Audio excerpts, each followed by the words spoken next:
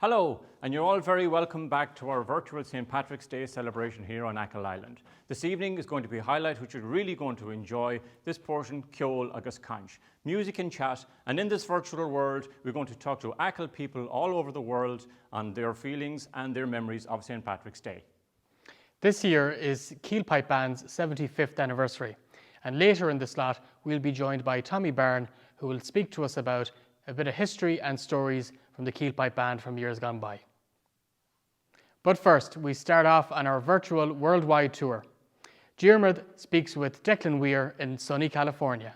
Declan, how are things in San Francisco? Diarmuid, it's all the same over here. We're all locked down, but things aren't too bad. Could be a lot worse, but we'll stick with it for now. And the weather is nice over there?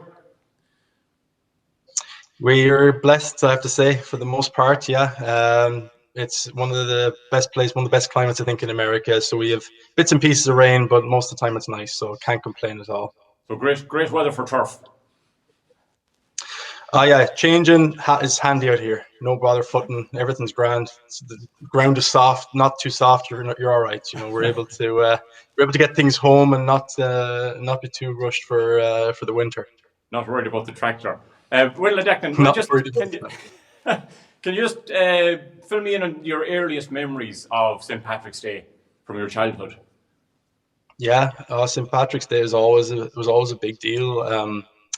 So from going right back, my earliest memory would be my father being in the pipe band in the late 80s, early 90s.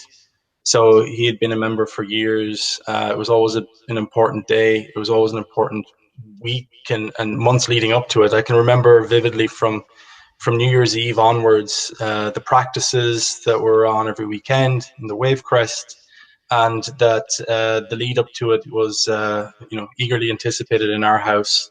And the preparations were starting weeks out when it came to the uniform and the spats and everything else. It was always an exciting time. But it wasn't just the one day, it was the lead up, it was the journey from New Year's Eve right through to March 15th, or March 17th, I should say. Yeah, great. And not only your dad, but your uncle was involved in pipe bands as well. Way back in the day, yeah. So my uncle Patrick Gerard, who's now in Birmingham in England, or has lived most of his life in Birmingham, he was in the band originally as a piper, and he actually took that experience of learning the pipes and how pipe bands work, and he set up the Birmingham Pipe and Drum Band a good few years ago now, and that their band is thriving and doing very well. And all of that heritage and education and culture that's now in Birmingham came directly from Dewa. And I suppose the first St. Patrick's Day that you weren't able to be here, Declan, what was that like for you? Heartbreaking. So when I was in university, and it was in 2003, I had already been in the band for 5-6 years as a piper and loved it, and couldn't imagine St. Patrick's Day not being in the band in Dewa. I was in college, and a lecturer threw on an exam on March 18th, and he said, no exceptions, you better be there. And I tried to explain to him what March 17th was like in Achill and the tradition and the heritage. And he was very impressed by it, but at the end of the day, he was like, sorry, you have to be here. So given the fact that I was studying in Dublin, I did prioritize that year the exam and sticking with college, and I ended up skipping the band that year, which was unfortunate, because when you miss a year, it's very hard to come back in. And one of the things that I regret, I would say, would be the fact that did have to happen. And I haven't been back, unfortunately, in the band since then, but there's always time, and hopefully in the next couple of years I'll be able to come back and do it again. Great. And the one thing I know you don't miss, certainly, is a northeast wind blowing up your kilt on St. Patrick's Day. You'll never forget that. Well, it's been that long, and we're in lockdown so long, Diarmuid, I wouldn't mind it at this point, I think. It's definitely Patrick's Day over there, climate-wise, an awful lot different than Patrick's Day here, but yeah, that's got its own magic to it too. I mean, there's very few places in the world you'll be as happy as you are with your hands frozen and your nose frozen and wearing a kilt. So it says, what brought you to San Francisco? Is it because it's so far away from Achill? It feels like it, all right. It was basically my career. I was working in a company in Dublin. They gave me an opportunity to work in San Francisco, Silicon Valley, as I'm in the tech field, you'd be kind of mad to turn that down and work in the hub of my industry. So, plus I love California. I'd spent a bit of time there on holidays, and I spent a summer there on a J1. So I absolutely loved it. Wanted to come back and live here for a while anyway. But the fact that work were going to help me out and figure me out with visas and all that, I was able to do it, and it made sense. It was a no-brainer, and just haven't really looked back. I love it out here. I'm very happy, to be honest. So I suppose, how are you going to celebrate St. Patrick's Day this year, Declan? Yeah, it's tricky. You kind of have to. I'll be honest with you. What we're doing right now is probably one of the best ways to do it. Is go down memory lane and think about the times that we've had and how we celebrated in the past. San Francisco is going to be very muted. There's some virtual celebrations here too. There are some, I wouldn't call it gatherings, but there are some events where people are dropping by to the Irish Cultural Centre and things like that. But there's no mass gatherings. There's no actual parade. The San Francisco St. Patrick's Day parade is a big deal. So the Saturday before St. Patrick's Day, they close down Market Street, which is the big long 2-mile street through the centre of San Francisco. That gets closed down, and the parade runs through there in the morning until lunchtime.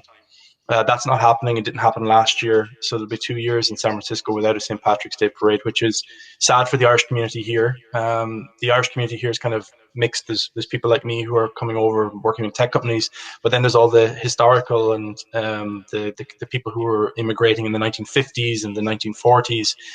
That older generation of Irish people really would look forward to St. Patrick's Day, and it would really, bring them back to what they think of as home. That hasn't happened the last 2 years, which is very sad. So everything's going to be virtual, like it is in Ireland. There's going to be nothing special here, unfortunately, to mark the occasion. Okay. So Declan, thanks for joining us, and I hope you get to enjoy St. Patrick's Day as best you can this year. And because you're in San Francisco, we'll have to quote the Eagles song, Hotel California, saying you can check out any time you like, but you can never leave. So we'll hopefully see you back in the Keel Pipe Band in the coming years. Thanks a million, Declan. Thanks a million, Dermot. Appreciate that. Happy St. Patrick's Day to everyone in Achill. Great to hear and see Declan Weir there, and fantastic to see someone doing so well for themselves in Silicon Valley. And now we're off to Cleveland, Ohio, where Emmett caught up with TJ Malloy and Danny Chambers. So next up, we're heading over to Cleveland, Ohio, where we're joined by TJ Malloy and Danny Chambers. TJ, I'll come to yourself first. You've had the advantage of celebrating St. Patrick's Day in both Achill and in Cleveland. What are the similarities, I suppose, and maybe what are the stark differences between the St. Patrick's Day either sides of the Atlantic?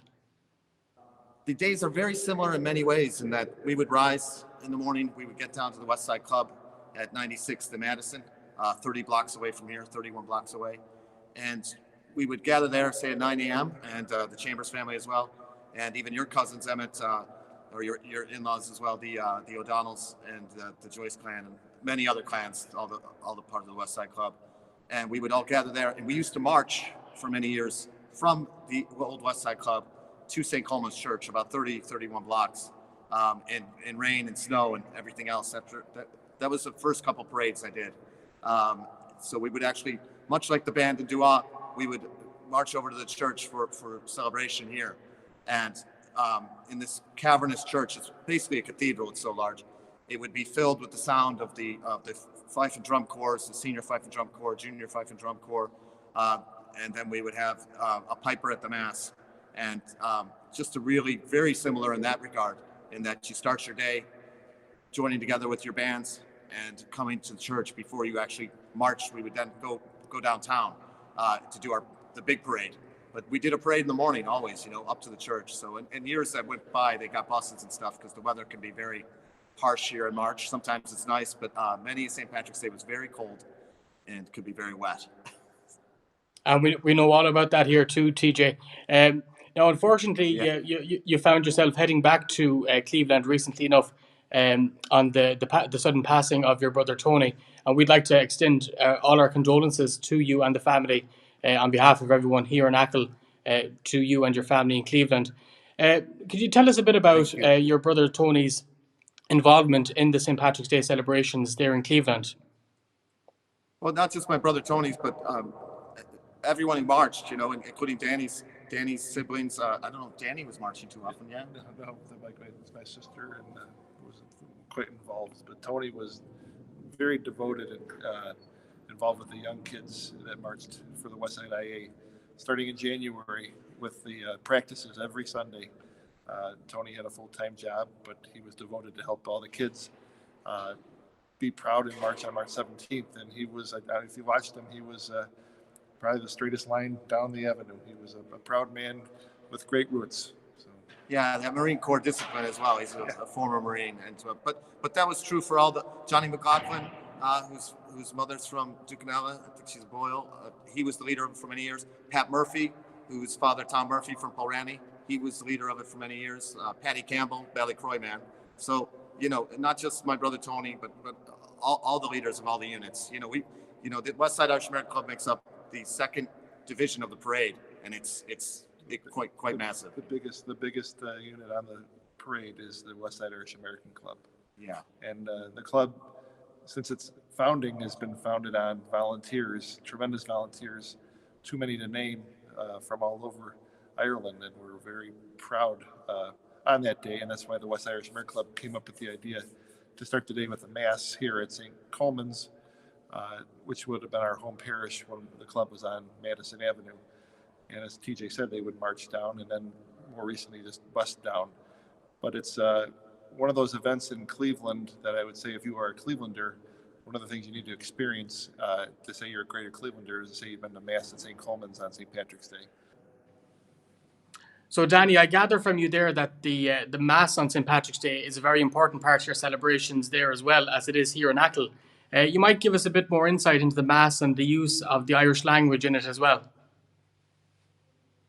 Yes, the club determined, I think 50 years ago, they decided to have a Mass on the day of St. Patrick's Day. So our day begins here at St. Coleman's. St. Coleman's is selected because it's the home parish of our old club when it was on Madison Avenue. And we continue that tradition of going to St. Coleman's and then down to the parade. The use of the Irish language or Gaelic is involved in the Mass. The club has a liturgy committee, and they've always made apparent the use of the Gaelic language is important. So God rest Jerry Lavelle was on the committee years ago with my dad. After Jerry Lavelle passed away, he used to do the creed in Gaelic. Terry Joyce Sr. Took over the reins proudly. God rest his soul for many, many years. And then Nell Buckley took over for Terry. Nell's doing okay. And then this year we have Al O'Leary, 91 years old, going strong, who's going to do the creed this year in Gaelic. So we're very proud. The club is built on volunteers. You got to be careful naming names, but in regards to the liturgy, there's so many people that founded the Westside Irish American Club that makes it what it is today. It's strictly a volunteer organization, and I'm honored and humbled to even be part of it. Thanks for that, Danny, for that fantastic insight into the Mass there in Cleveland. Families here in Achill all joined together for St. Patrick's Day, and I suppose it's the same there, TJ, the Achill families as well. What exactly do they get up to on St. Patrick's Day? Well, like I said, we start here, we end up here at Mass, but then it's all downtown. Everyone downtown, you have to go to your certain part of downtown Cleveland. It's a very busy day. There's hundreds upon hundreds of thousands of people at the parade. It's the biggest single day event. It's the biggest single day event in Cleveland every year. Yeah. So it's a massive undertaking. Once you get downtown, my dad used to spirit us away somewhere for a bite to eat between. I don't know if that was allowed, but he was always involved on the parade committee, the whole parade committee, not just the West Side Club or anything. So he would spirit us away somewhere for a bite to eat, and then get us back to our bus downtown. And then I think in years since, they've actually brought food in for the kids to have a wee bit of lunch before they have to march. So it's that's all that organization. You're kind of busy the whole day. Then you march down the avenue, and it might be 2.5 hours. You're actually outside with a cold metal fife or a cold baton for the girls, on a very cold. I remember very cold afternoons. So that took up basically until 4 p.m., maybe even 5 p.m. during the day. And then it was back to the West Side Club, or other people would be going, out to celebrate in other ways, out to the bars and everything else. But back to the West Side Club for us as kids, and back to home ground. And then there'd be functions that night. As you got older, there'd be dances and different UIS functions and the West Side Club functions. And in years past, the West Side IA was the foundation of the Irish in Cleveland. Currently, there's many different successful operations and pubs in Cleveland. But back in the day, the IA was where people connected. It's where they met to find a job when they came to Cleveland. You call Steve Malloy or Terry Joyce to get a job in the unions. If you wanted to meet a girl, you went to the West Side Irish American Club because there was always dances. If you wanted somewhere to go for a drink, you would go to the West Side IA. So the IA for the old Irish was the meeting place. As time evolves and technology changes, we're having those challenges too of keeping people involved. But like I mentioned earlier, it's a tremendous organization and probably one of the oldest ethnic clubs in the city of Cleveland, still going strong. That's fantastic. And how are families going to get together this year, or are they able to celebrate St. Patrick's Day? Will it be a different experience this year for the Achill families in Cleveland? Well, there's no parade this year, but there is going to be the mass, and restaurants are open. So Stone Mad Pub up the road here, owned by Ivan Salmon and the late Pete Lanahan. Aileen is kind of Hest area, and Pete was Ballycroy, obviously, and PJ McIntyre's, I believe, is going to have Mary's Lane with my own nephew in it, but they're going to be, numbers will be restricted, but there's no actual parade. Maybe Danny can speak some more. It's going to be interesting to see how this year goes. We're starting to slowly reopen in the States here. Actually, nobody knows how it's going to be. Unfortunately, for the downtown restaurants, we feel they're going to be affected because there is nobody going to be downtown. But the outside suburbs and these places that TJ mentioned, I think it's going to be crowded, and they have to be careful because there is enforcement of the social distancing rules. So hopefully people, they've all been playing by the rules. Everyone's wearing their masks here. So we're hoping for good weather and everyone have a safe, healthy, and happy time to celebrate. Fans marching at home, Emmett? Or are they just the Pipers will be out front? Or? No, unfortunately, we've no parade this year at all here in Achill, so everything is virtual. So we've been lucky enough to get many of our Pipers together to perform beforehand, and it's all coming together in our virtual celebration. So unfortunately, this year, we just have to go with it online. Today, of course, is a big celebration between our two communities in Achill and Cleveland. And of course, as part of today, we are celebrating the connection between Achill and Cleveland. So we know that on this side of the Atlantic, that there's many people that want to wish everyone there in Cleveland a very St. Patrick's Day, to their friends and relatives as well. So happy St. Patrick's Day to you both and to everybody from everyone here in Achill. Happy St. Patrick's Day to you, to everyone there. And I'll see you in a few days. Thank you. It was great to hear from T.J. Malloy and Danny Chambers over in Cleveland, Ohio. Huge links here between here and there, and it's great that even though we're in different countries, we can still celebrate St. Patrick's Day in the same way and follow the same traditions. Now we're going to go to a member of the Keel Pipe Band, Joanne Mooney, who's going to sing a song for us. Come, my little son, and I will tell you what we'll do. Undress yourself and get into bed, and a tale I'll tell to you. It's all about your daddy, he's a man you seldom see. And for he's had to roam far away from home, far away from you and me. Remember, laddie, he's still your dad, though he's working far away. In the cold and heat, all the hours of the week, on England's motorways. Now when you fall and hurt yourself and get your feelings sad, it isn't any good to go running for your dad. for the only time since you were born that he's had to spend with you. He was out of a job and he hadn't a bob, he was signing on the broom. Remember, laddie, he's still your dad, no, he's working far away in the cold and heat all the hours of the week on England's motorways. Yes, sure, we'd like your daddy here, yes, sure, it would be fine to have him working near our home and to see him all the time. But beggars can't be choosers and we'll have to bear our load, for we need the money daddy earns on England's motorways. Remember, laddie, he's still your dad, no, he's working far away in the cold and heat all the hours of the week on England's motorways.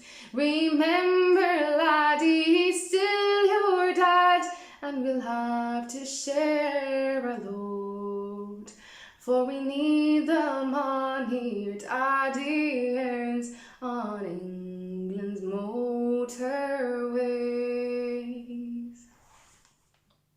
Thanks very much, Joanne Mooney, for that beautiful song. For any of you that tuned in earlier on, you would have seen Diarmuid getting pelted by a shower of hailstones here in Achill. So to make up for that, we decided to send Diarmuid to speak with Jim Veazey in Jamaica, poolside. Okay, now we're off to a very exotic part of the world, to Jamaica, to Jim, Veazey, Nadia and Oisín. How are things in Jamaica, guys? Hey guys, nice to speak to you. Things are good in Jamaica, things are good at the minute. As you'll see, we have a nice bright day, but like the rest of the world, we're suffering significantly from COVID. We have a lot of restrictions, we've curfews, so it's kind of all work and no play these days. The weather is nice anyway, Jim. There's no midges out there, is there? There's no midges, but there's a lot of mosquitoes, and believe me, they're worse than the bloody midges. So, Jim, they leave long time damage on you. So you've been a stalwart, big member in the Keel Pipe Band, Jim. Can you tell me, say the history and growing up in a household where the band was so important and your memories of it? Yeah, for sure. I guess like most families in Achill, the band goes back so many generations, and for coming up to St. Patrick's Day, that was all that was on our mind as kids, watching the bands, seeing people getting ready, trying to follow and sneak to practice with your father, even though you'd be annoying him and maybe they didn't want you in there. And in the Keel Band, at times we didn't have the biggest band, and we may have been in small rooms, and 5 and 6 and 7 kids chasing around the place wasn't helping them at all. But yeah, it was a very special time of year for us. Very, very special. It was something that you always wanted to be part of. You were up at 6 o'clock in the morning listening to the big drum. You were awake before you ever heard it because you were expecting it coming. So I think from very early childhood, I would have been really into the bands. As young as I can remember, I played in the school band myself. I couldn't wait to get out of it, to get into the older band. As I say, my father was in the band. My uncles were in the band. A lot of my cousins, my friends, their fathers, everybody we knew was in the band. So I think I joined myself around, I could be corrected, but I think it was 13. I think it was the first year I left the national school. I went straight into the band. And I played in, I think, every year since, to be honest, up until 2 years ago. So I have a lot of years in me. I won't let everybody know how many, but there's over 20 years anyway. And what was the first year, Jim, that you weren't in the band? What did that feel like for you? You know, I think it was actually I think it was actually 2 years ago. I've been quite fortunate. No matter where I traveled or anything with work, I always made it home for St. Patrick's Day. And 2 years ago, I made it home with Nadia and Oisín, but I wasn't in the band. Last year, I didn't get home at all. And it was difficult not being at home. But I guess the fact that there was COVID and there was no bands, it made it that bit easier. But my first year in so many years not been in Achill, it was a very, very, very strange day. Very strange day. Great. So can I just, as you said there, you were lucky enough to be able to bring Nadia and Oisín. I think Oisín, he must be the only Oisín in Jamaica, I would say. But they were lucky to be here in 2019. So just ask Nadia, what did you think? What was your experience of St. Patrick's Day in Achill? Well, firstly, it was very cold. But for me, it was just being present more than anything else, because I've worked with Irish who who celebrated St. Patrick's Day in Jamaica their way. And then when I met Jim, he introduced me and taught me much more about it. But then when I knew that St. Patrick's Day was really approaching was when he pulled out his drum mat and starts to practice. I know that something is on, and even though he knew he wouldn't be playing in the 2019 band, he was still here practicing, so forth. But when we got there, it was the reality and the confirmation of what St. Patrick's Day was all about. It was the warmth, the dedication, the camaraderie of everybody, and just how they played and welcomed us. It was really different, and it was something that I enjoyed. Come here, sit on my lap. Great. I'm sure it must have been a most unusual experience for you to see the sight of not one, but maybe 4 or 5 pipe bands tugging out, and all these guys dressed in kilts, so it was a great experience, I'm sure. Yes.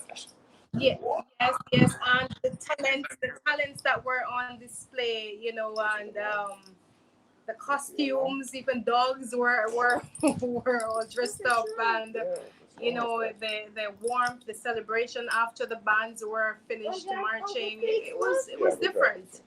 Great. And eye-opening for me. Yeah. So Jim, just to get back to you, how are you going to spend St. Patrick's Day this year? Again, it's strange with the COVID. So we have curfews that kick in depending on how bad it is, but generally between 6 p.m. and 8 p.m. in the day. So we don't have much time to do anything.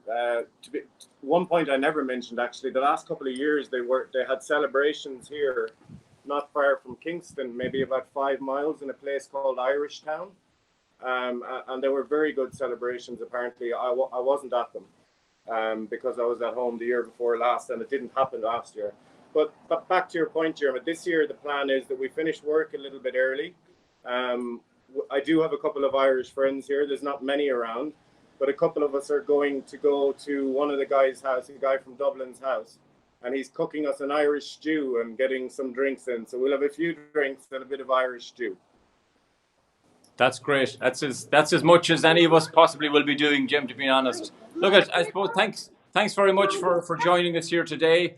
Mind yourselves out there and stay safe. Thanks a million. Oh, thank you, guys. Thank you. Enjoy your day.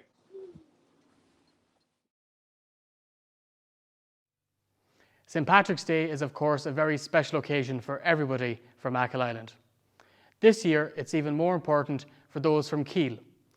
The Pipe Band of Keel is celebrating its 75th anniversary this year.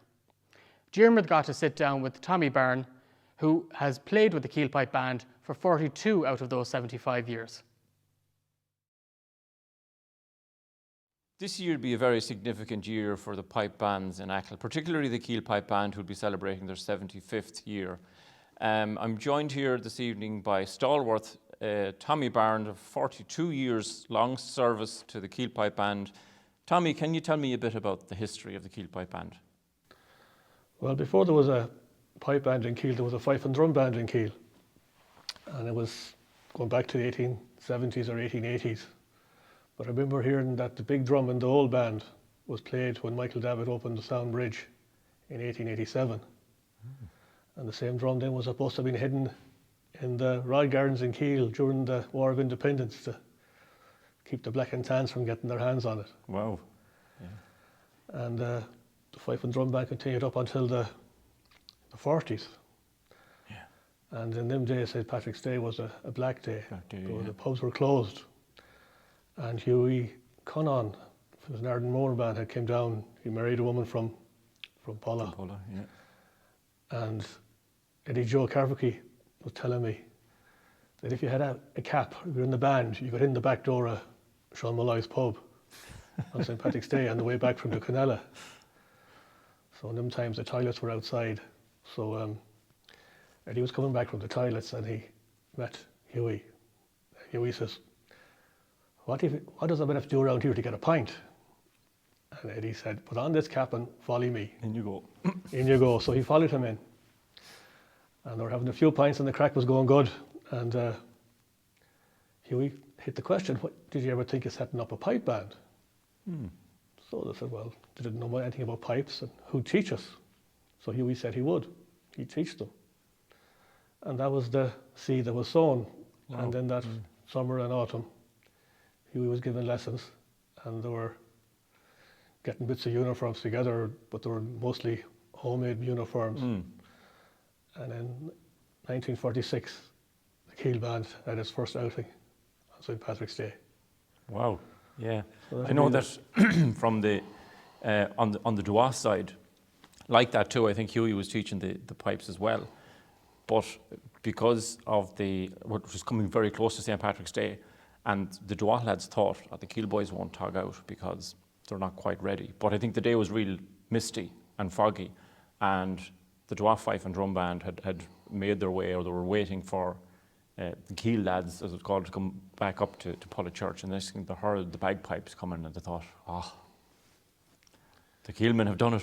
They're there first. Yeah, but it's an amazing bit of history. And then I suppose your earliest memories then of the pipe band, Tommy, what? Oh, my earliest memory was about 4 years old. I remember hearing the pipes going over one Patrick's morning, and I couldn't believe it. I ran up to the ditch, looked up, saw them going down around the corner there in Keel, Katie Sweeney's corner, as we used to call it. Yeah. Mad about pipes. Mad about it. I think coming back then, I followed the band, and of course my brother turned home at the spout, but me, I kept going. Yeah. I was following the big drum. Marty Goller was putting the big drum. And right back, I think they went back to McFadgen's house that year. Yeah. And at Lourdes, which I now know to be Lourdes, but at the time I didn't know where. Turned to come home and didn't know where I was. Never been to it. I started crying me way over up the brae, and I could remember passing out lorries and things I seen on the way back. Yeah, yeah. And then when I got as far as Pulla Church, I was sort of safe enough. I knew where I was. Yeah. I remember Mary Quinn, God rest her, gave me a lift in at the convent and brought me home. So there was uproar in the house. Where was I? Gone like the Pied Piper. But there was back something after the band. Yeah, just hypnotised.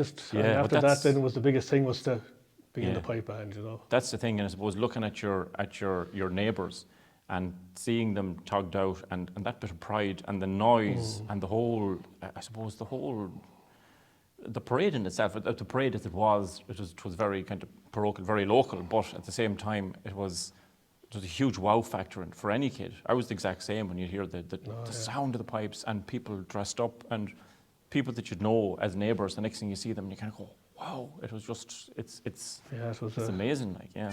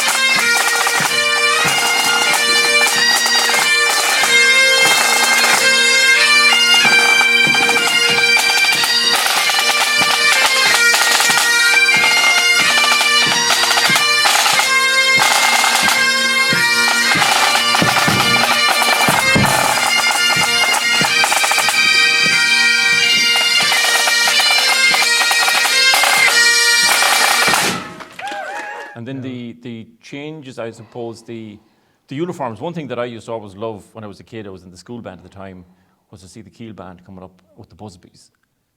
That to me was like, wow, what a band.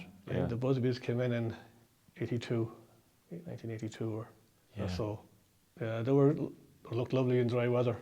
Yeah, I know. And on a calm day, just when the wind was blowing. Dry weather on St. Patrick's Day. To keep your head up straight, and that wind hitting, you'd have a crick of your neck, as they'd say, it was a wicket in the wind. Trying to hold up straight. Yeah. Your neck could be.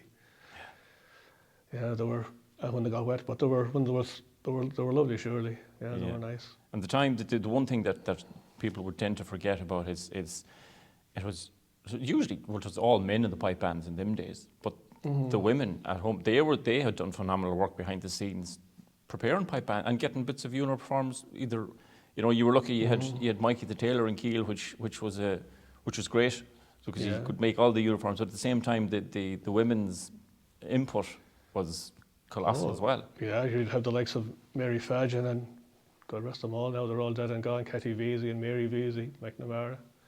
Be up all night sewing spats and crocheting caps, and if the flag needed mended or something, it'd always break at the last minute. There was always a last minute panic for something, and to sit up until the crack of dawn, getting everything right for the day. So was that pride, without those kind of people.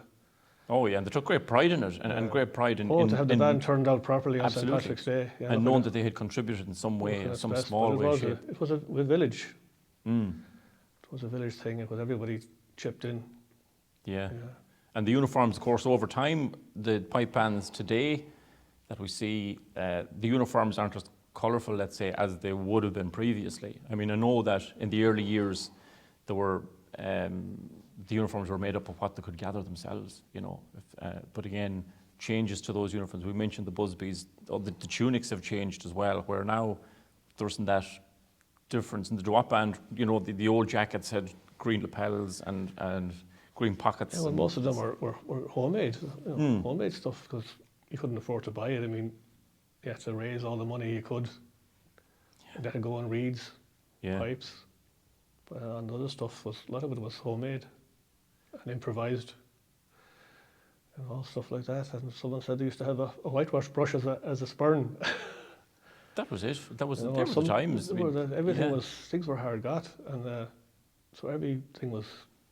When you use their imagination. Yeah, I mean, there was no such thing like where now you can go online and you can order a sporran and it'll be here in a week, and you can follow its delivery to your doorstep. Where then it was very hard to get that gear, I'm sure, because pipe bands weren't as well. We didn't think they were as plentiful as they were in the country. Probably not, because we were so local too. Yeah, there was no aid from anywhere else. I mean, there was no grants from any other arts councils, or everything had to be done. They weren't classed as Irish instruments. Yeah. So there was nothing. Everything was raised in the village. Yeah. So every band that went out had to, it's a tribute to the village that behind the band that was able to put them out, because it was all running dances, raffles, getting money together. Yeah, it was always all running up to the pipe major. Volunteer. Few bob. Volunteer. So it was a credit to every village that had a pipe band, and that has a pipe band. And they had people that had donated as well. Maybe people that had immigrated, that had that same connection to home, but probably weren't in a position to be home. That still might send a bit of money in the post or something like that to keep the tradition alive. And there was a contributor into the Keel Pipe Band in the early years. He was forever known as Mr. X. Mr. X. And Jack Lavelle, our big drummer. Yeah. He knew who he was, but he never divulged who that man was. Who the man was, yeah. He donated to the band. And he was always known as Mr. X. Yeah.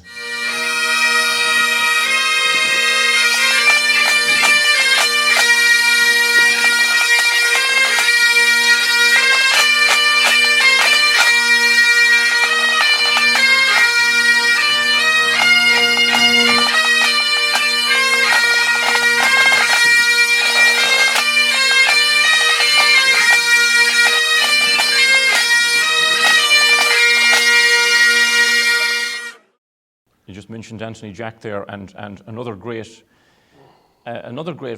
moment of pride, or I suppose the thing that came out of the Keel Pipe Band is members of the Keel Pipe Band going up through the ranks in the pipe band world up to grade 1, playing for St. Lawrence O'Toole. Yeah, we had two members of the Keel Pipe Band reach that level, Marty Lavelle and Keith O'Malley. And Marty Lavelle would be the grandson of Anthony Jack Lavelle, the big drummer in 1946. Wouldn't he be a proud man? Wouldn't he be?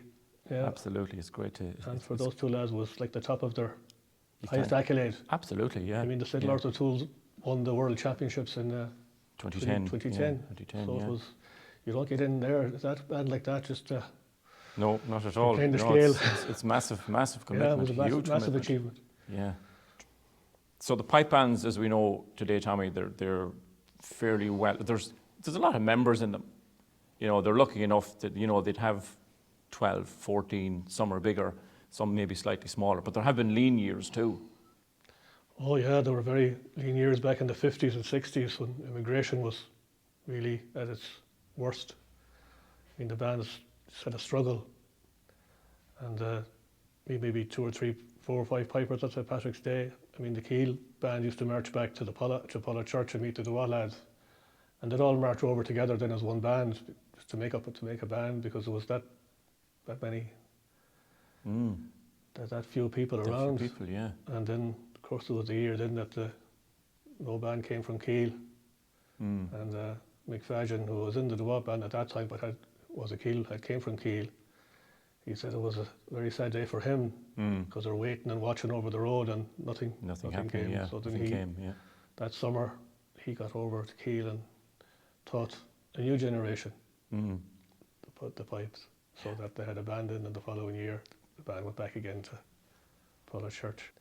Yeah, well, immigration still has its part to play, even now in the bands, because the majority of members of the bands are away. And like we wouldn't have a full band until the night before St. Patrick's Day, with people away, and so they knew too if they had to come back. But if they didn't come back, there might be no band, or there'd be wouldn't be much of a turnout. The numbers would be very low. So they were part of the band, and they knew that. So that's why they came as well. And great excitement to know that so-and-so is coming back to be in the band on St. Patrick's Day as well. It's you know, to give that other bit of a lift. And the thing that I love about it too as well, Tommy, is when you're in the band, everybody's on the same level. As I said, if you take a band and you take the makeup of a band, you could have teachers, Garda sergeants, dentists, consultant engineers, people that have done very well in business, sheep farmers, doesn't matter.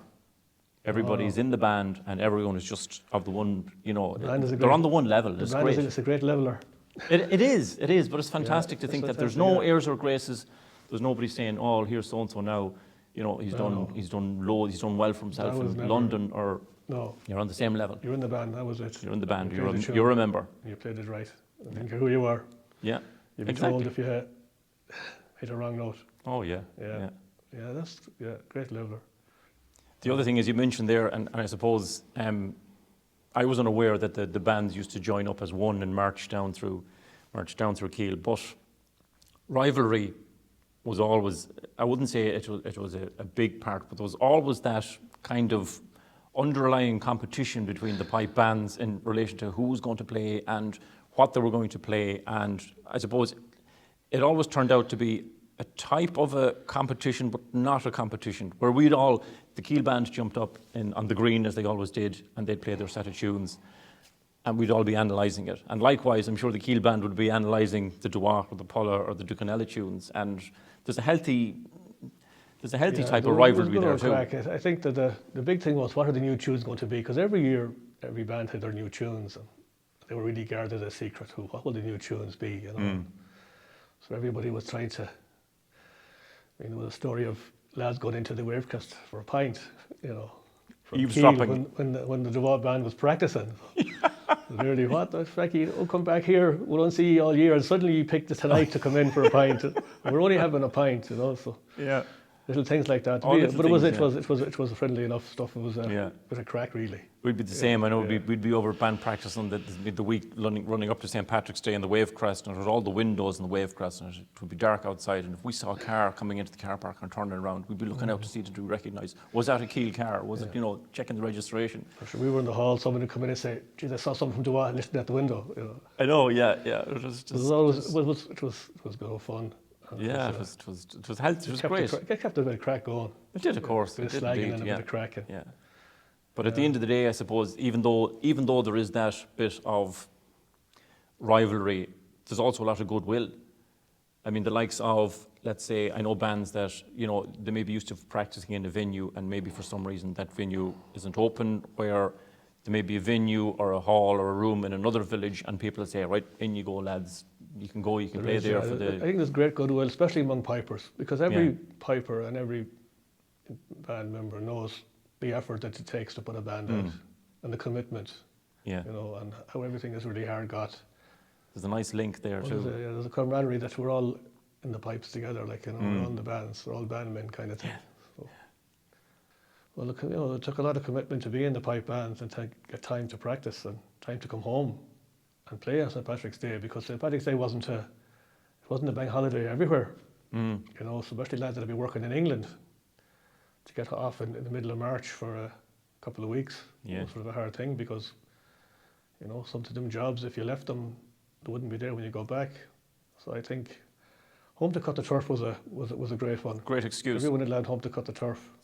This happened to be coincide around March, early March, mid-March. Yeah, so it was home to cut the turf.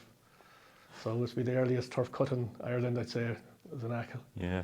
But that was probably talked their way into getting a couple of weeks off or a week off work to get that done, or to be an excuse to come home. But the real reason, I suppose, is they'd have the turf cut before they left. Yeah. But they'd also have played on St. Patrick's Day. It's hard to put that message across to people that weren't some way involved in St. Patrick's Day. The lengths that people would go to be here. I mean, you'll get people here on St. Patrick's Day that you won't see any other time of the year. You get people from England. You get some people who travel from America that you mightn't have seen in years, and yet they'll make the effort to be here, probably because they know they'll get to meet nearly everybody that's around too, in some way, shape, or form. Yeah, for some people, for me included, Patrick's Day to me is the best day of the year, and people would come home, they'd make an effort. They wouldn't see them, as I said, at Christmas, but they'd be home for St. Patrick's Day. And this year would be your 42nd year in the band, is that right? This will be my 42nd year in the band, yeah. But that in itself as a commitment, it's yeah.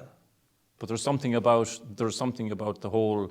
There's an atmosphere, and there's a special buzz. I can't explain it, but it's a fabulous time. And then, of course, the crack and the... Oh, the crack and after the day, the day after, they sing songs, everything like that. But you meet people, and like that, people you wouldn't see from one St. Patrick's Day to the next. That's their day, and that's it. Yeah. So it all makes the day for what it is, and it just pulls everyone together. It's great pride in putting on the uniform and knowing that, I suppose we take it lightly. We take the tradition lightly, but then if you look back at, as we were talking about the lean years, that how privileged we are to be able to be part of it now. I mean, sometimes, we take it for granted. Yeah, every Patrick's Day, you're just walking into history. That's another day, another year, and it's another milestone in the whole cycle of the band. And people not from Achill, and some people to a degree within Achill, let's say St. Patrick's Day it's not much of an event for them, where for us, I suppose it's huge, it's massive. You wouldn't miss it for the world. Other towns and villages wouldn't have anything. Yeah. And for us, it's the pipe bands. It's just a parade. There's no commercialism. There's no floats. Well, I always like that too, because St. Patrick's Day is the first bank holiday of the year. So I always thought that's for ourselves. Yeah. And then after that, then it's for the visitors. Like exactly. Easter. Yeah, we get to celebrate. But this is our one. Yeah. It's the first one, and it's our one. And then the rest of the summer then is for the visitors and for the holiday makers. But Patrick's Day, I always think of it as being our own kind of A homely type our own of celebration, our own day. And you contrast that with the pipe bands going out on New Year's night, which is a totally different. That is for, well, although it be part of the tradition, it's I suppose you're not going to get, you're going to get a lot of people that are around for New Year out celebrating that, whereas you said St. Patrick's Day is just for us. For us, yes. Yeah. I always felt that way. Yeah. That's just our day, like, you know. Yeah. I'm just old enough to remember, Tommy, the 50th centenary of the Keel Pipe Band and the book, The Bonnie Spot Called Keel. Fast forward to this year, would have been your 75th year out on St. Patrick's Day. And where we find ourselves now, we're not able to march, we're not able to have any gatherings or any celebrations as such. And I feel that you've been robbed, I suppose, to a degree of being able to celebrate it the way you'd love to celebrate it. Yeah, I think it's a huge disappointment for the Keel Band and the village of Keel, because we're looking forward to the 75th. It's a great milestone, you know, and yeah, it's a huge disappointment that we can't go out and play and march. And you know, you'd have made a full year out of it. I know you'd always march to the church on Easter Sunday, and that in itself, it adds so much to the day as well. And you know, I'm sure there would have been other events, other fundraisers, other outings for you. But as you said, the whole carpet has been pulled from all that, unfortunately. That's right. It's totally pulled out from under your feet. So yeah, it's very, very disappointing. Very sad. Yeah. Because I mean, even in the years of foot and mouth, you know, here we find ourselves in 2 years of this COVID thing, and it's just, you know, when last year for everybody was a complete downer, because it was this time, it was just before, the week before St. Patrick's Day, when they made the announcements. 2 days before no St. Patrick's parades, Day, I think, yeah. No parades, sorry, and it was a big, and everybody was ready, and it just like, it was a surreal experience for everybody, because we were ready, the uniforms were ready, we were just ready to jump in and tog out and go through the day, and next thing, not going to happen. Yeah, it was a real anti-climax, so you want to call it. The air was let out of the balloon, kind of thing. Just everything went pure, just died flat.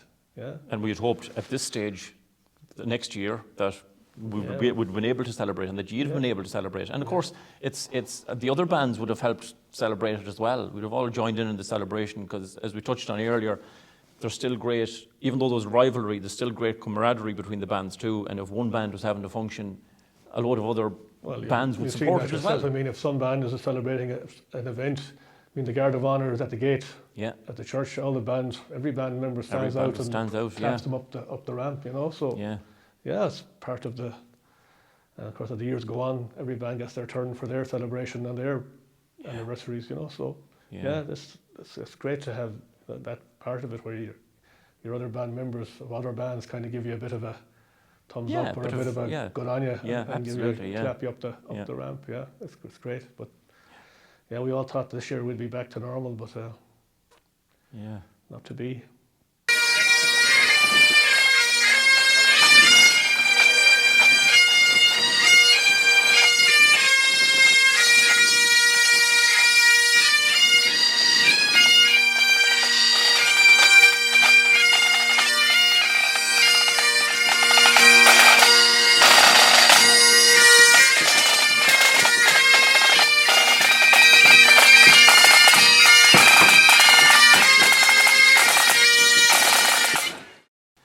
So Tommy, in your 42 years in the Keel Pipe Band, there has to be a few stories in there somewhere. The stories and memories.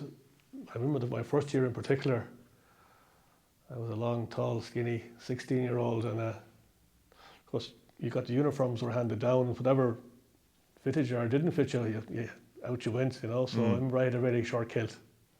It was like a mini skirt. A mini kilt. And I remember going over to the Connella Church, and I remember the hailstones coming across the sandbanks in Keel, showers of hail coming across the lake. Squall had hit, caps, drums, everything had been going down the sandbank.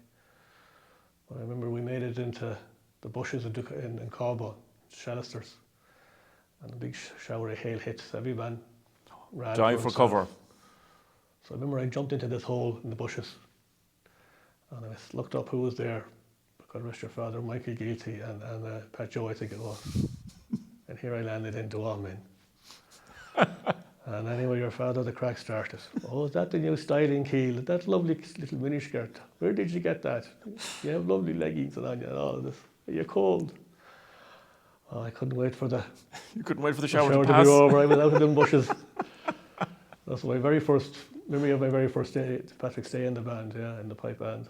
So little memories like that. And of course, every year, you know, you think of people who've gone. True, yeah. And who you know, taught you how to play or played with you and down the years. So there's some funny memories. Just, yeah.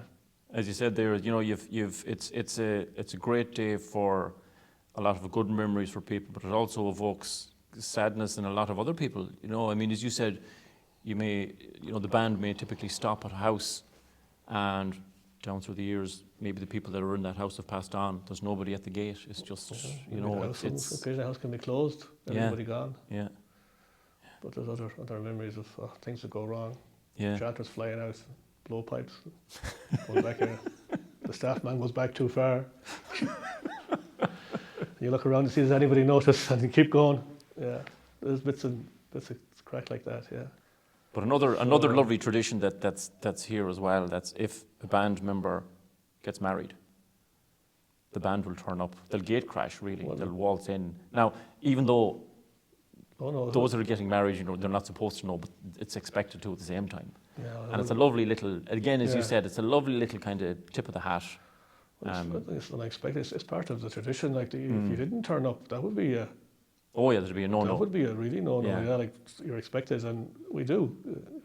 The bands will turn up at a wedding of a band member.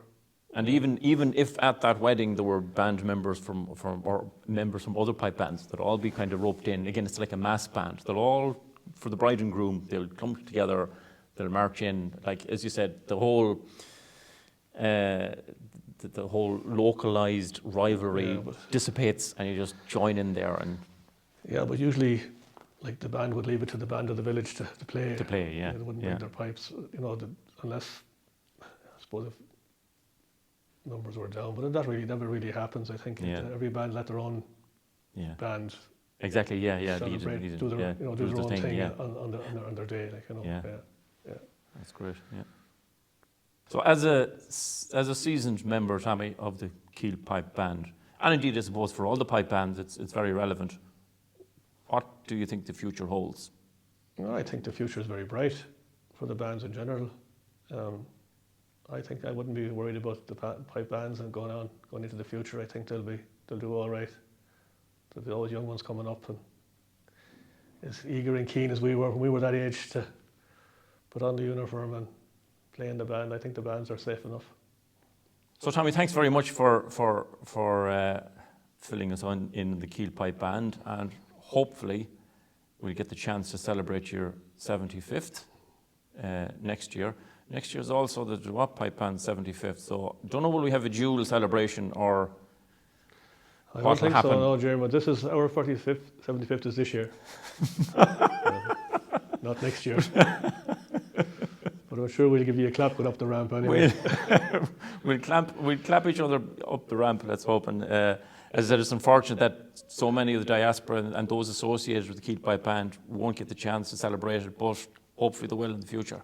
Oh, hopefully it'll be other years, as I say. Absolutely. There's always next year. There's always next year. Thanks, Tommy. Thank you. Thanks very much, Diarmuid and Tommy. A great insight there into the history of the Keel Pipe Band. And it is, of course, a testament to the community who keep the pipe bands going. So well done to everybody in Keel on that. Now we're going to go for another little bit of music, and we're delighted to be joined by current All-Ireland concertina champion, Aileen Bourke.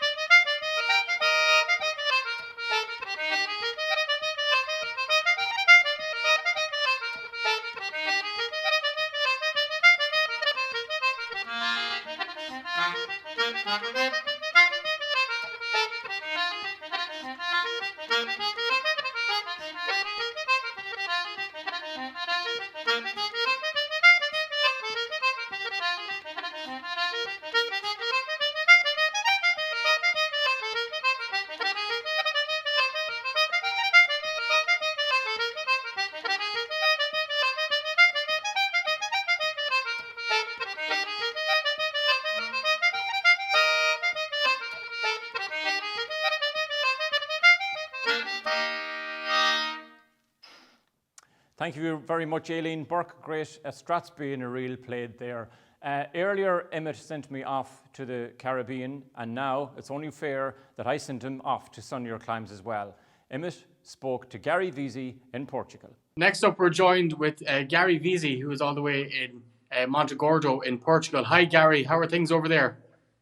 Hello, Emmett, and happy Patrick's Day to you and everyone tuning in. Everything's great here. The sun is shining. It's the best Patrick's Day I've ever seen. Good stuff. The exact same here, Gary. Good to hear it. Good stuff. We've had it. It hasn't always been a good day on Patrick's Day, I tell you. Exactly, but I say you'd have a bit more sunshine than we will this year. Gary, look, thanks for joining us and taking the time out to be with us today. I suppose I just want to get a bit of a feedback on your experiences of St. Patrick's Day.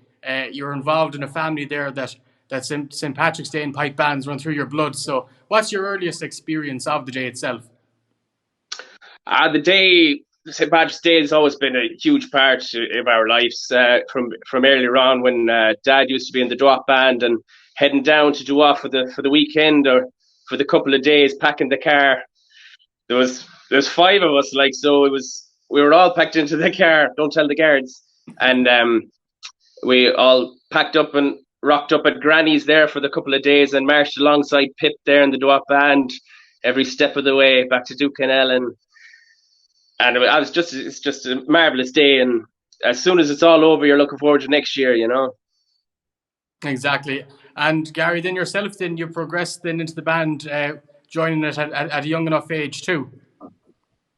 I was, but I remember the year Duat were ready for their 50th, and that was 1997. So I was 12 at the time. I was in 6th class, which I was ready. I think I was ready. I was drumming along with the band on my pad there in the hall in the Wavecrest. But I think the rules were you had to be in first year anyway. So I had to hold back another year, and then sure enough, in '98 I marched out with the Duat band, and outside Molly's the band piped up, played St. Patrick's Day first thing in the morning, and Pip turned around to me and shook my hand. He said, "Welcome to the Duat band." Fantastic. That's a great memory to have, Gary. And then you waited in Duat band for a few years, and then you made the transition then to Tunnargee. Tell us a bit about that. Yeah, as we were growing up, I suppose we had ideas. We could make our own pipe band out there in Tunnargee, and just started with asking Michael Mack out to teach a few of us the chanters, and we started from there, and we got going in 2003, I think. So we forget the year, but it started from there, and which was a funny thing because Pip was always on the drums in Duat, and he was a piper in Tunnargee. And which was he better at?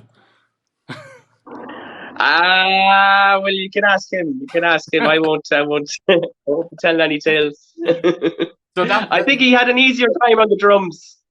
No, we don't. We don't always have an easier time now. There was less stress. He could spend more time in the pub.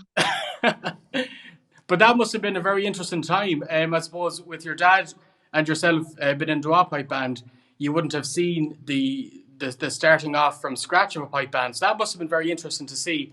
You know, when you're coming into Duat, you had everything there already, but when you're joining a brand new pipe band, it must have been a great experience. Yeah, it was. It was said at the time that it's easy to start a band, but to keep it going, that's what really matters. And we did put a lot of effort into it, and a lot of fundraising went into it, and we're very lucky with the members there in Tunriggy, the group that's still there, everyone that joined the band, and a lot of the elder members, everyone got behind it, and even the community did. Because before the pipe band, there wasn't much going on in Tunriggy on St. Patrick's Day. It was near enough just an ordinary day. But no, it's been embraced by the community there in Tunriggy, and we wouldn't know what to do without it now. Absolutely, no, exactly, and it's thanks to the people that keep it going. Now, I always have a bit of a joke and a bit of crack with Jason and Shane on St. Patrick's Day when I meet them in Ducanella. And I always ask them, lads, do you fancy marching out the mass band and marching back to Wa with us? Now, Gary, I'm led to believe that you may have done something like that yourself. The very first year that Tunriggy went out, so I'm just working it out in my head here. So I joined I joined Duat in '98, and I had 2.5 years there. So on the morning, I marched to Duat in the morning to Pulla, and then raced out to Achill Sound where Tunriggy went on, and we played at the Sound Church. So I was the only one in a kilt and the full uniform, but it was the Duat uniform. So a few of the elder members of the Duat band couldn't get their head around it. They were like, "What's this guy doing?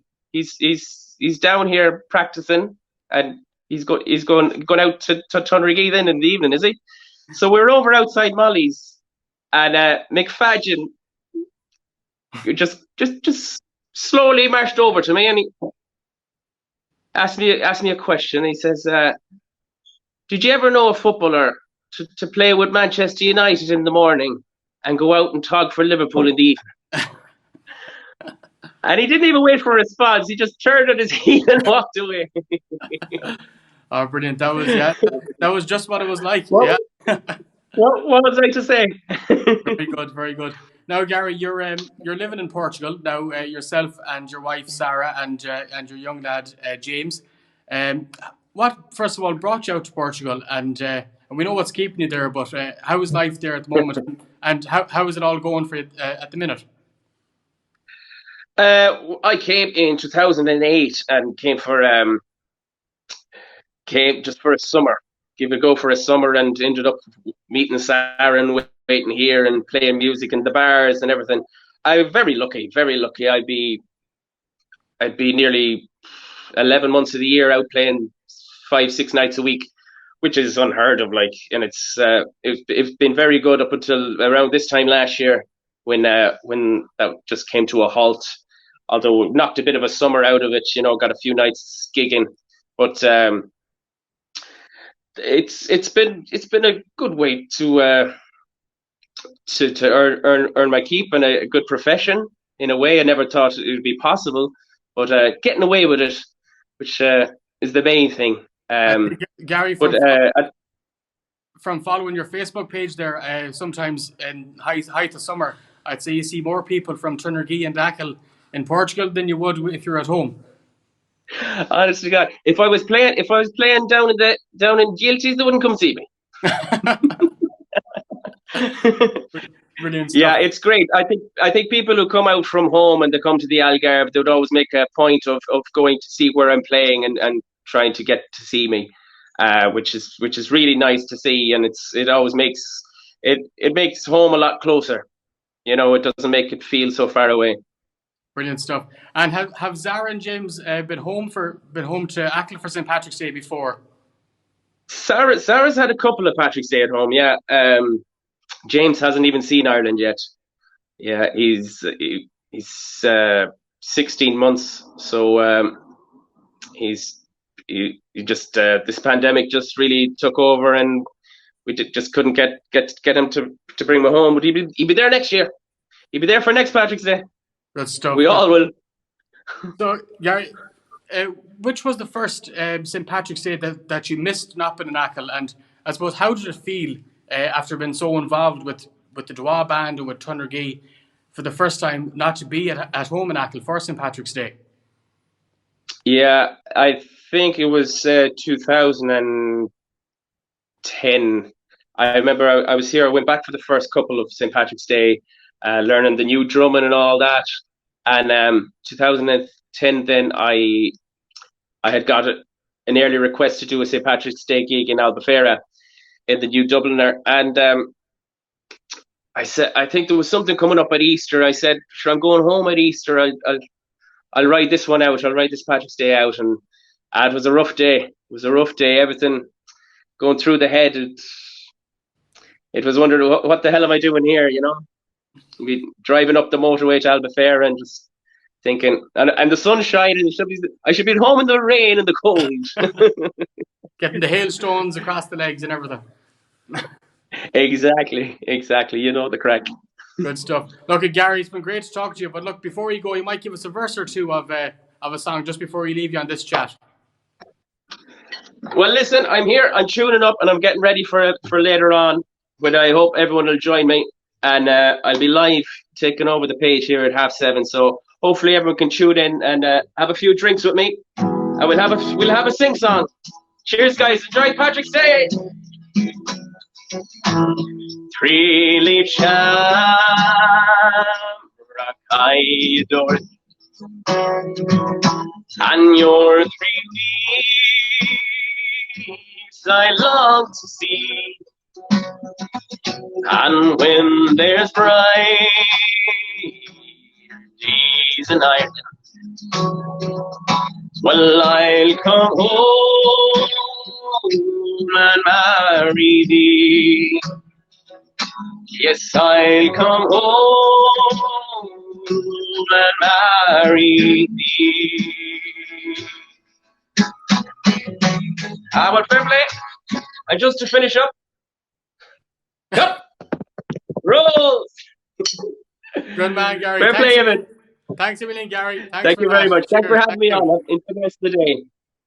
Thank you very much, Emmett and Gary. And don't forget to tune in at 7:30, where Gary is taking over the page, going out live, singing a few songs, keeping us all entertained. And now for another little brief musical interlude, we're going to have a tune on the harp from Claire McNamara.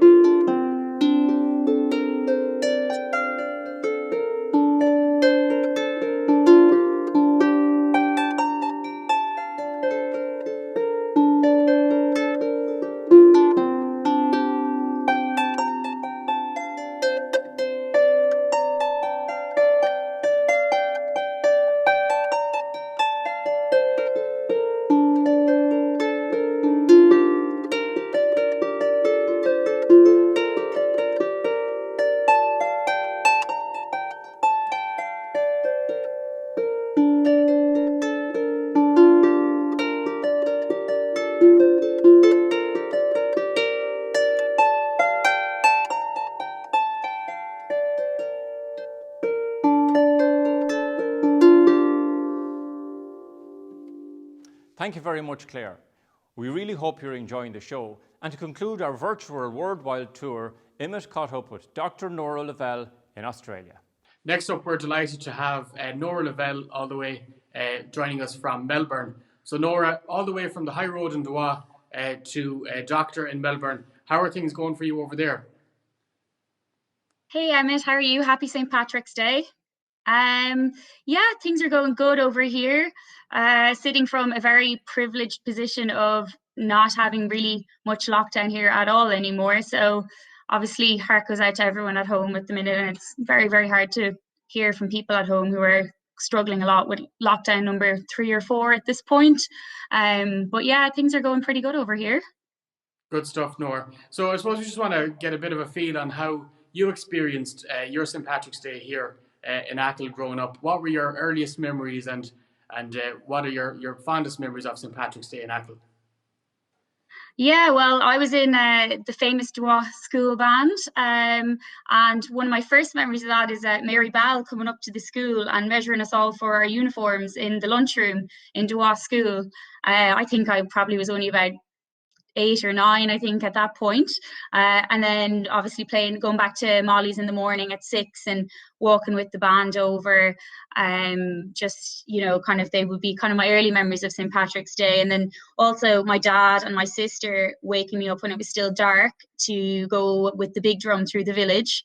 I never really made it out to join the troops, but Clodagh went out a good bit and got a few beats of the drum, I think, a couple of years. Great stuff, Nora. And so the school band is a very important part of St. Patrick's Day still.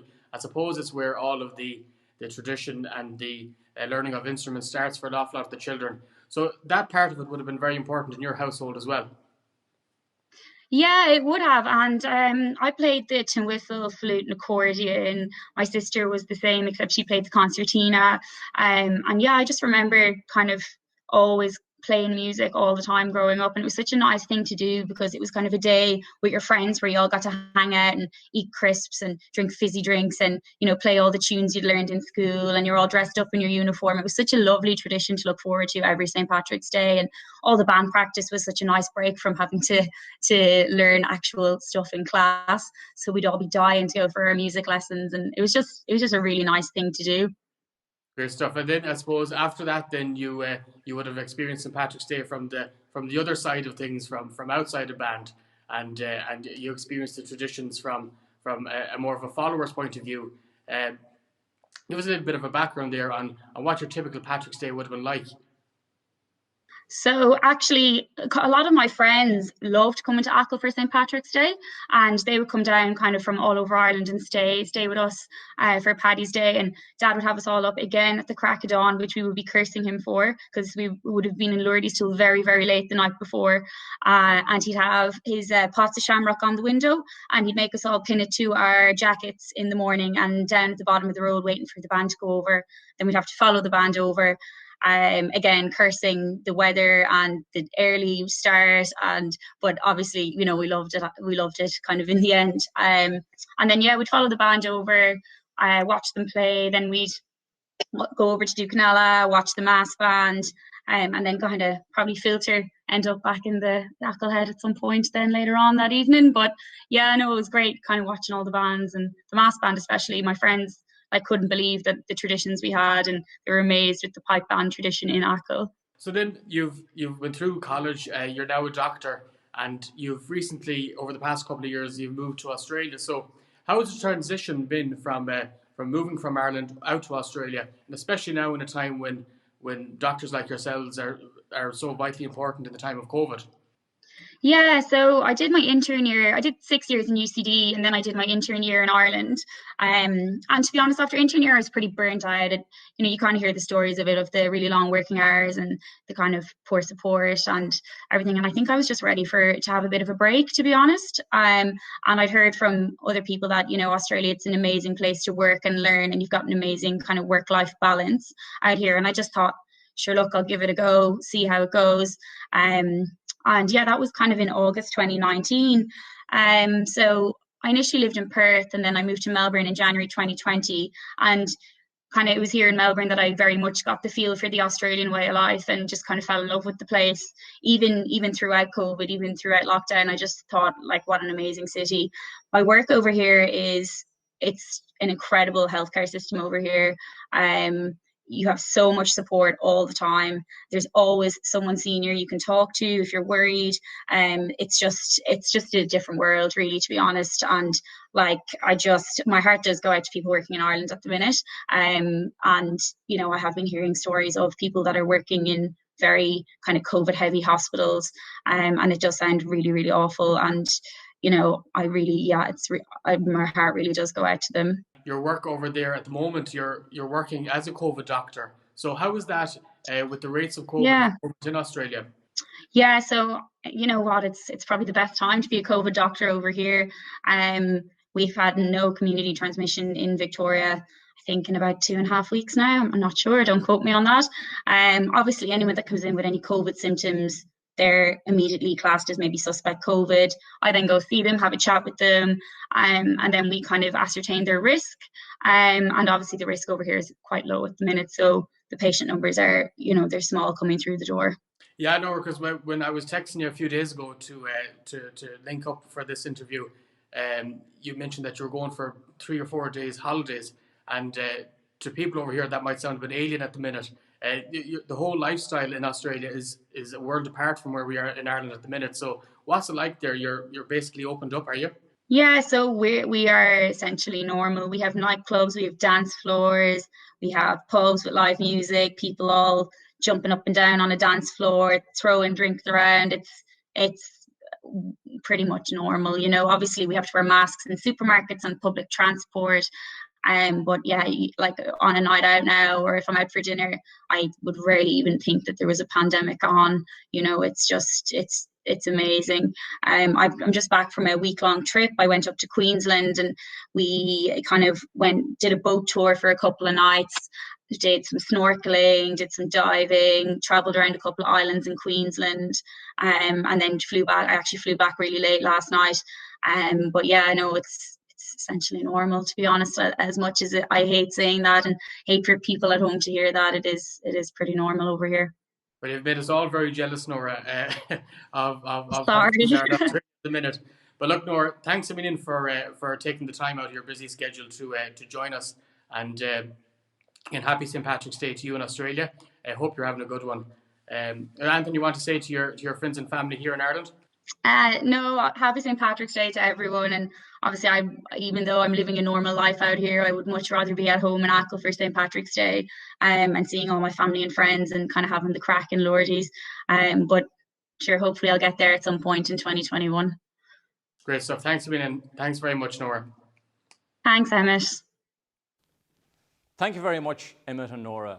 And working on this project has given us a great insight into how young Achill people are blazing the trail and reaching the pinnacle of their careers worldwide.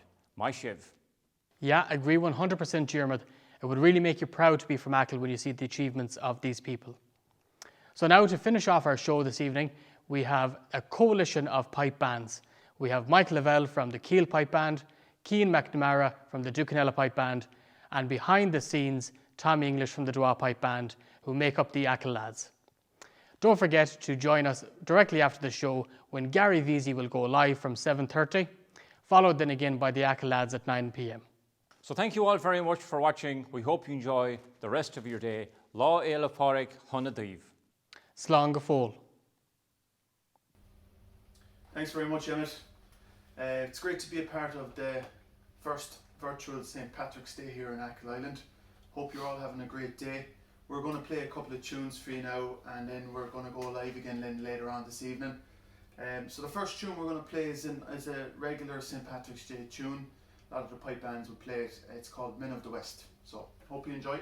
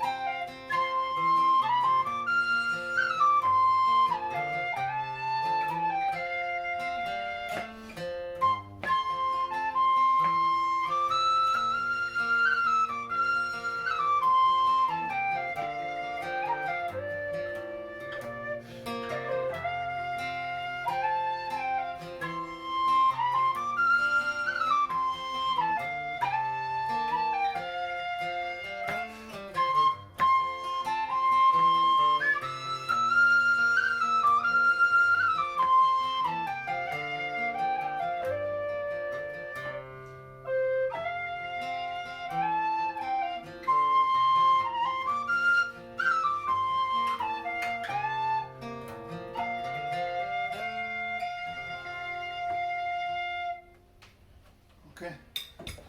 So that was called the Minute of the West.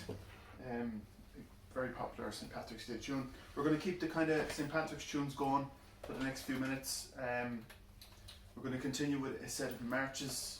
The first march is called Wings. I think it was played by the Keel Pipe Band a few years ago. Yeah. What year was that? Or long time ago, was it? Is it now? 98. 98. So Yeah. skip away. Last year. And Lockdown. and then we're going to play another march after that called Shane O'Neill's. Yeah. Shane O'Neill's march. All right. Sorry. Make a note after there. Yep.